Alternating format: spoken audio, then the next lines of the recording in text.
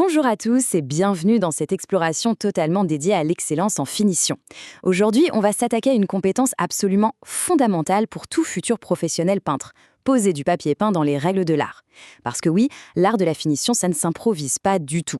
C'est une exigence de chaque instant et croyez-le ou non, cette qualité se construit littéralement dès le tout premier coup de spatule sur le mur. Alors prêt à devenir de vrais experts, on plonge tout de suite au cœur de la technique. Voici notre feuille de route pour le chantier d'aujourd'hui, une vraie progression logique. On commence avec 1. La mission et les matériaux. Ensuite 2. Le calépinage et le support. 3. Les outils et l'encollage. 4. La pose et le maroufage. 5. On verra les obstacles et le contrôle. Et on terminera par 6. Notre grande synthèse.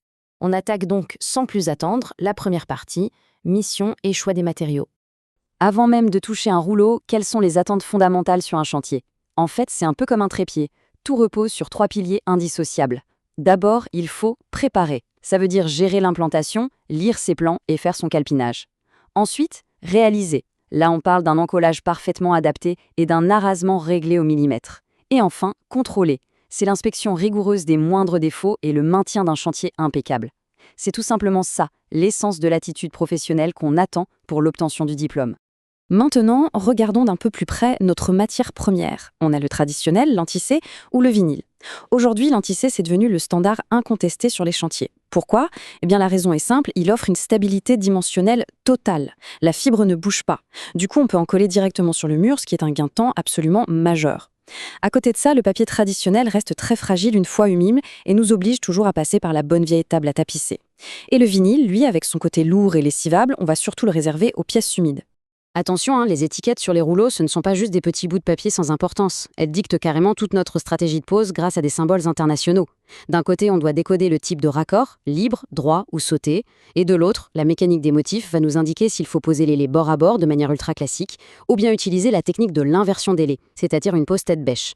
Sur des papiers unis, cette inversion est vitale. Ça sert à casser la réfraction de la lumière pour éviter un effet d'ombrage qui serait, pour le coup, très disgracieux. Allez, petite question rapide au passage pour tester notre esprit d'analyse.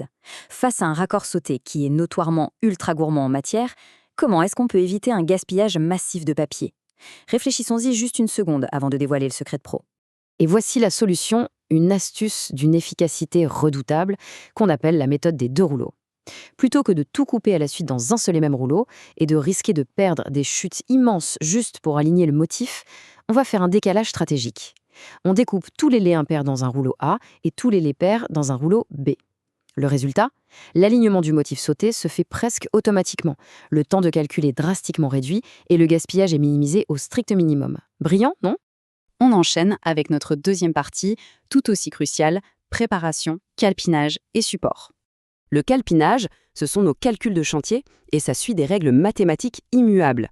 Étape numéro 1, on calcule le nombre de laits nécessaires. On divise la largeur du mur par la largeur du rouleau. Et la règle d'or, ici, c'est de toujours arrondir au supérieur. Étape 2, on détermine combien de laits sont exploitables dans un seul rouleau, en incluant bien sûr les marges de coupe et la hauteur du raccord éventuel. Là, attention, la règle s'inverse complètement. On arrondit systématiquement à l'inférieur pour être certain d'avoir des laits complets. Enfin, étape 3, on divise les laits nécessaires par les laits disponibles et on arrondit de nouveau au supérieur pour savoir exactement combien de rouleaux commander. Bon, le calpinage est validé, mais est-ce que notre mur, lui, est prêt? La norme absolue qui régit ça, le fameux DTU 59.4, est super stricte. Notre support doit impérativement être sec, c'est-à-dire une humidité de plâtre en dessous de 5%. Il doit être solide, bien lisse, avec une finition de niveau B exigée par défaut et surtout normalement absorbant. Et c'est exactement là que la couche d'impression entre en jeu et devient vitale. Omettre ce primaire sur un fond trop poreux, c'est voir l'eau de notre colle être instantanément bue par le mur. Ça annule littéralement toute adhérence. C'est la catastrophe assurée. Troisième grande étape de notre formation, outils et techniques d'encollage. Pour faire un travail d'orfèvre, il faut l'arsenal qui va avec. Chaque outil a une fonction bien précise. Le niveau laser, ou le traditionnel fil à plomb, c'est la vérité absolue pour garantir que notre tout premier lait sera parfaitement d'aplomb. Et pour les découpes, l'utilisation d'un cutter avec des lames sécables toujours neuves est une obligation formelle. Couplée à notre règle à araser qui sert de véritable bouclier en inox, c'est la seule façon de protéger les plafonds et les plinthes tout en réalisant un arasement parfaitement net. Allez, hop, nouvelle petite question rapide pour rester bien alerte. Quand on travaille avec du papier traditionnel sur une table à tapisser, combien de temps est-ce qu'il faut impérativement laisser la matière détremper avant de la prendre pour la poser sur le mur? La réponse exacte, c'est entre 5 et 10 minutes. Et cette différence de méthode d'encollage selon les matériaux est vraiment critique. Regardez bien. À gauche, on a la méthode moderne pour l'intisser. La colle va directement sur le mur au rouleau, suivie d'une pose immédiate, puisque la fibre ne s'allonge pas. Un vrai bonheur. Mais à droite, le papier traditionnel exige d'encoller le dos du lait, de le plier en portefeuille sans jamais marquer de pli franc et de respecter scrupuleusement ce temps de détrempe de 5 à 10 minutes pour laisser la cellulose gonfler. Si on oublie cette étape, on a la garantie absolue de provoquer un retrait au séchage et de retrouver nos joints dramatiquement ouverts le lendemain. Quatrième partie, l'action physique commence vraiment. Pose, marouflage et arasement. Il faut bien retenir une chose, l'aplomb initial dicte toute la réussite de la pièce. Ce premier lait, c'est véritablement notre fondation. Il est formellement interdit de se fier à un angle de mur ou à un chambranle de porte pour démarrer, parce que dans la vraie vie, ce n'est jamais parfaitement droit. C'est le tracé rigoureux au laser qui nous indique la voie. Ensuite, lors de l'affichage, on prend toujours soin de laisser un petit débord de sécurité de 5 cm sur le plafond. Ça permet d'absorber tous les faux éclairages potentiels du bâtiment. Une fois que notre papier est affiché, c'est la rigueur du geste qui prend le relais. Le maroufage, ça se fait toujours dans le même sens, de haut en bas et du centre vers l'extérieur. Le but, éliminer les poches d'air et chasser l'excédent de colle sur les côtés, avec une pression ferme mais assez souple pour ne pas lustrer notre beau papier. Ensuite, place à l'arasement. Le secret d'une coupe professionnelle, c'est de couper d'un seul trait continu, sans jamais, au grand jamais, lever la lame du cutter du mur. On glisse la règle en inox pendant que la lame reste bien plantée. C'est la seule façon d'éviter de créer des petits crans vraiment inesthétiques. On passe à l'avant-dernière étape, la 5e partie, point singulier et autocontrôle. Attention, ici on parle de sécurité absolue. L'eau contenue dans la colle, mise en contact avec de l'appareillage électrique, c'est un danger de mort direct. Il est donc indispensable de couper le disjoncteur général, de faire une vérification d'absence de tension et de démonter proprement tous les caches. Autre point délicat, les angles de la pièce. La règle d'or, c'est de ne jamais essayer de contourner un angle intérieur avec un lait complet. La tension générée au séchage créerait immanquablement une grosse poche d'air au milieu. La bonne technique, on coupe le lait dans l'angle avec juste un petit débord de 2 ou 3 cm, on maroufle bien et on repart avec un tout nouvel aplomb pour poser le lait suivant.